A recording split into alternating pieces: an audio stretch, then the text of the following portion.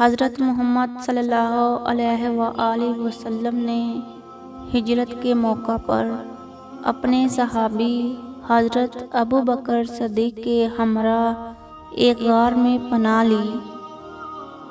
دشمن ان کے تعاقب میں تھا۔ حضرت ابو بکر صدیق کو فکر لاحق ہوئی تو پیغمبر اکرم نے فرمایا، ابو بکر پریشان مت ہو، اللہ ہمارے ساتھ ہے۔ اور غار کے منہ پر مکری نے جال بنا دیا۔ دیکھنا یہ ہے کہ ہم نے سفر میں اللہ کو اپنا مددگار پایا ہے یا نہیں۔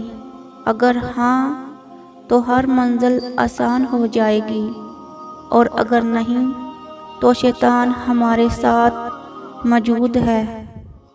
اگر ویڈیو پسند آئے تو ویڈیو کو لائک اور چینل کو سبسکرائب ضرور کریں۔